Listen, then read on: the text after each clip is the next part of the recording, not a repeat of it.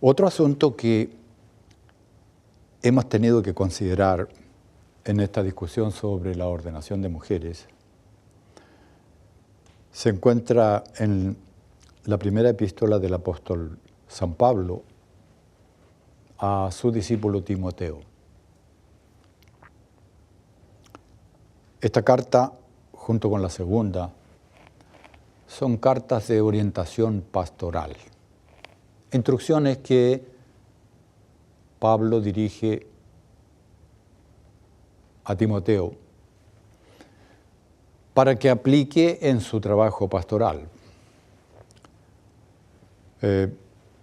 Pedro estaba en la cárcel, padeciendo los rigores de una prisión en el Imperio Romano. El Imperio Romano era un imperio muy autoritario, muy despótico, muy intransigente. No permitía las diferencias religiosas, aunque aceptaba todas las religiones del mundo, como detrás del Imperio Romano había otra fuerza mayor que no estaba a favor del cristianismo y que dentro del cuadro del gran conflicto entre Cristo y Satanás estaba luchando directamente contra Cristo y contra todo lo que representara a Cristo aquí en el planeta Tierra, y esto ha sido siempre así. Por lo tanto, esta fuerza superior detrás del Imperio Romano imponía una agresividad primero contra los judíos y después contra el cristianismo mucho más insistente. Persecuciones, abusos, prisiones de líderes, intentos de destrucción de los que llevaban adelante la predicación del Evangelio. Pero ya había iglesias establecidas. Pablo estaba al final de su vida y había iglesias que él había establecido en todo el Imperio Romano.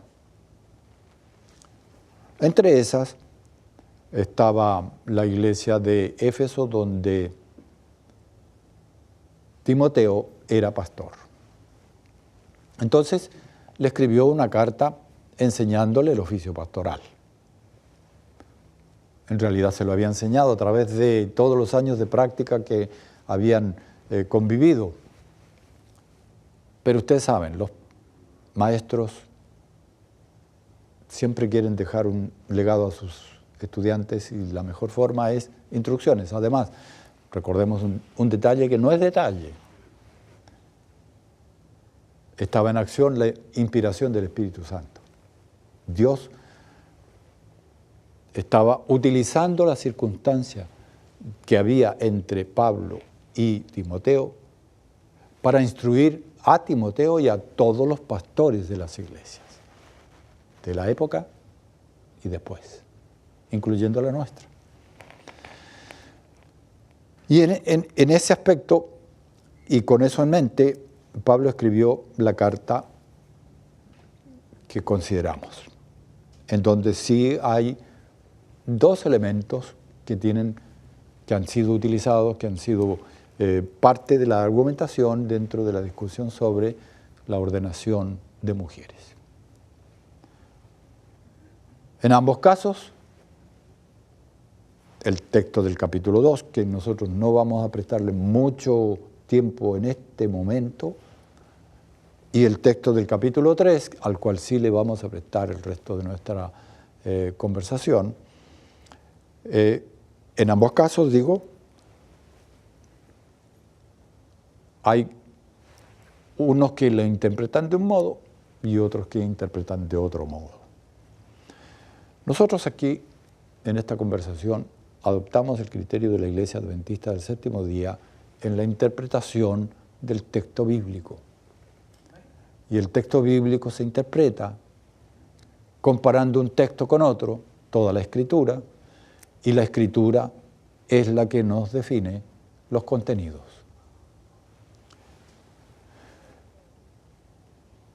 Voy a leer el texto específico que es el que vamos a conversar.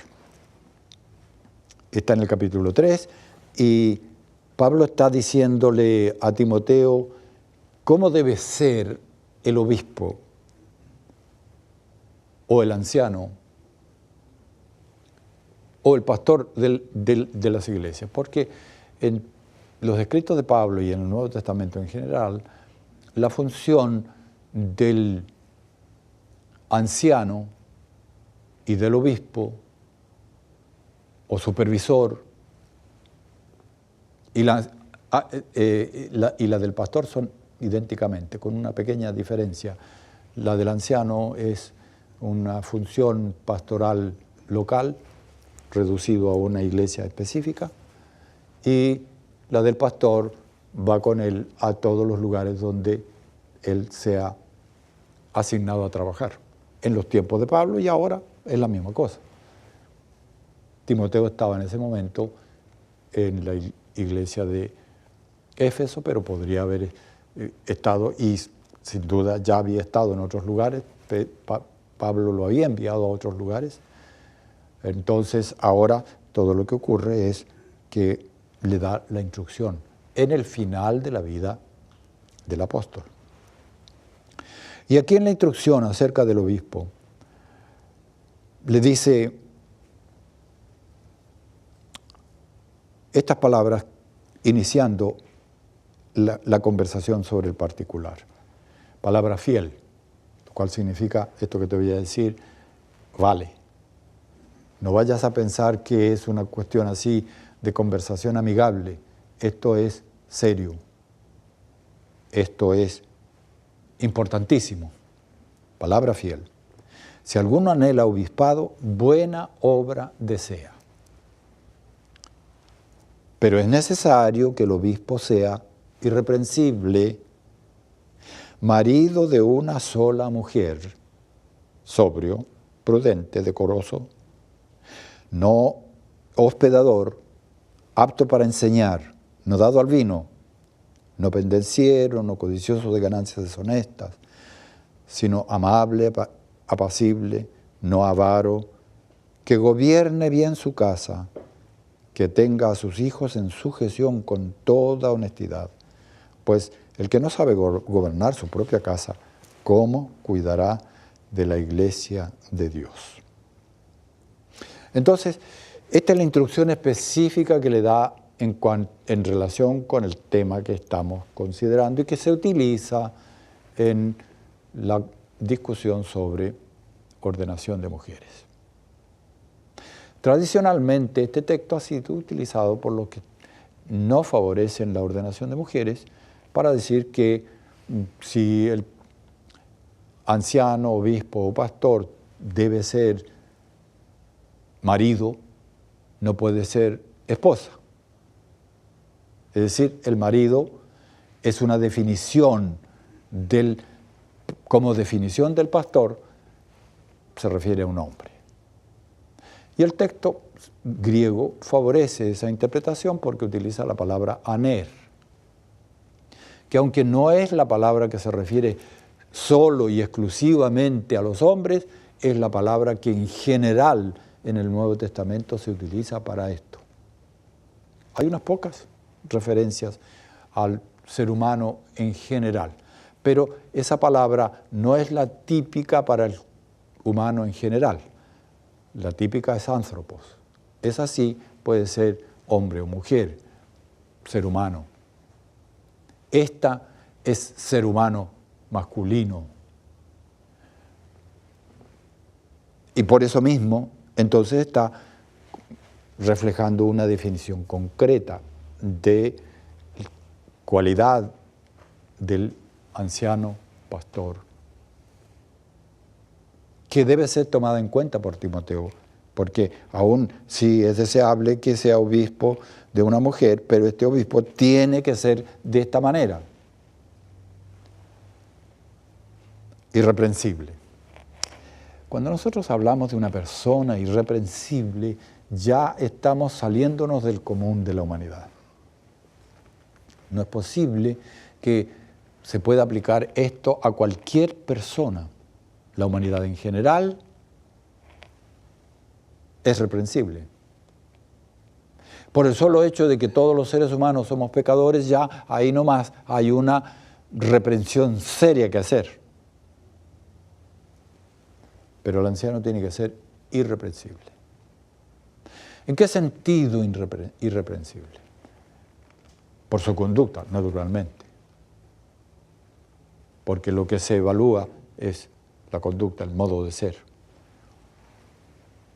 Además, irreprensible porque alcanzó algo que el ser humano normalmente no alcanza. Eso que solo se obtiene por la fe en Cristo. Eso que es un regalo de Dios a la vida del que cree. Esa es la justificación, es la vida en santificación, es la vida en dedicación, porque estos son los tres aspectos fundamentales de la vida del cristiano. Justificación para eliminar el pecado del pasado, santificación, que es el proceso en el cual Dios va eliminando los pecados presentes, y la dedicación total, porque eso es nuestra relación con la misión. Cuando nosotros estamos en la vida que no tiene nada de qué reprenderse, estamos así, estamos justificados, estamos en santificación y estamos ejecutando la misión de Dios. Esto es lo que tiene que estar ocurriendo en la vida de alguien que pueda ser elegido obispo, o anciano, o pastor, que es lo mismo. Ahora bien, a este hombre le dice que sea marido de una sola mujer. Y digo a este hombre porque aquí el contexto de todo el texto es hombre. No es una mezcla de hombre y de mujer. Es decir, puede ser anciana, o puede ser pastora, o puede ser marido de una mujer, o esposa de un solo marido. Claro, los que están a favor de la ordenación prefieren entender esta frase como inclusiva, es decir, Aner no es un hombre, sino que puede ser un hombre o una mujer. Aunque el texto es, a ojos vistas, un hombre. Y por análisis de ese hombre le agrega el hecho de que sea monógamo, una cualidad de este hombre. Ahora, algunos dicen, bueno, si ustedes quieren eso, entonces ustedes se tornaron literalistas, lo cual significa que un viudo no puede ser, que un soltero no puede ser anciano y que solamente tiene que ser un hombre casado con una sola mujer.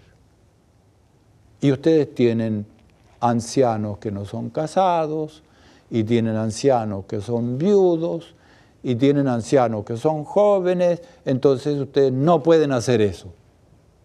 Es decir, no pueden aplicar el texto como está escrito, sino que hay que encontrarle una forma de explicación. Escúcheme, supongamos que nosotros estuviéramos haciendo mal en nombrar un anciano que no sea casado, soltero o viudo.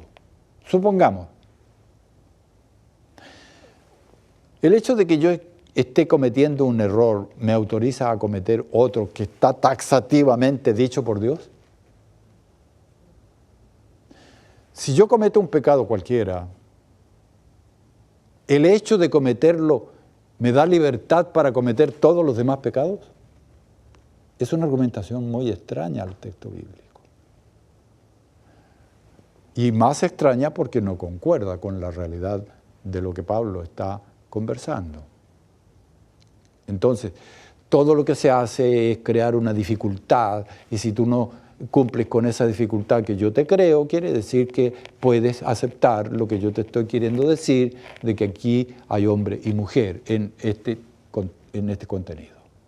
Ahora, yo les pregunto, a quien quiera que interprete de ese modo, y con todo respeto, si va a ser una mujer, tiene que ser casada entonces, ¿no es cierto?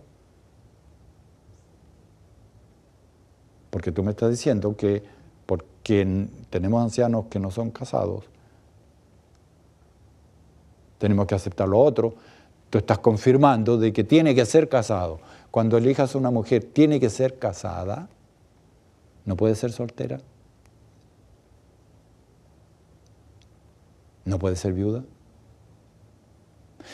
Te estás atando a ti mismo, ¿por qué? Porque en realidad no estás queriendo crear esa dificultad, sino que estás creando una situación ficticia al texto para que yo tenga problemas, pero no para que tú lo tengas. Y en ese aspecto, nada que ver, el texto dice claramente lo que dice. Ahora, también dicen, el obispo no es un gobernante, no tiene que gobernar nada, porque en la iglesia no hay nada que gobernar. En la iglesia todos somos iguales. Claro que somos todos iguales con respecto a la salvación y la vida eterna, todos somos iguales, pero hay un orden en la iglesia. Y aquí el apóstol dice con toda claridad en el versículo 5, pues el que no sabe gobernar su propia casa, ¿cómo cuidará la iglesia de Dios? Está hablando de gobierno de la casa y el gobierno de la iglesia. Y también cuando dicen que solamente el marido puede ser cabeza de la familia sola, aquí está diciendo que hablando de la iglesia y de la familia, su casa y la iglesia. Entonces, reconstruir el texto en todos sus aspectos no es posible, en algún punto tienes que parar. Y para eso, para en el comienzo. No trates de hacer decir al apóstol lo que realmente él no está diciendo. Lo que tenemos delante de nosotros no es una situación particular de la iglesia de Éfeso, y lo vamos a ver cuando consideremos la situación de este mismo texto a Tito, porque no está dirigido al pastor de Éfeso solo. Cuando le escribe a Tito, Tito no es el pastor de Éfeso, es pastor de Creta. Entonces no está reducido esto al ambiente de lo que ocurría en Éfeso, está referido a lo que ocurre en la iglesia cristiana con los pastores y la ordenación de pastores en todas partes. No es complicado esto. Si lo complicamos, no será por objetivos que no sean los del apóstol, porque el apóstol lo dijo así sencillamente, con claridad, lo dijo con propiedad, lo dijo en contraste con lo que estaba ocurriendo en su ambiente, sí, pero ¿acaso los pecados están reducidos solo al tiempo pastoral de Timoteo en Éfeso? ¿O están presentes en los tiempos pastorales de todos los pastores de todos los tiempos? Pecados de una naturaleza una vez, pecados de otra vez, pero todos son pecados de rebelión contra Dios. Y en la rebelión contra Dios, el pastor tiene que tener estas cualidades que les dan el sustento moral para poder trabajar con los miembros, para conducirlos al Señor. Esto es lo que nosotros tenemos que leer cuando leemos la Escritura. Lo que está dicho, no lo que nosotros pretendemos que diga, ni lo que queremos nosotros agregarle.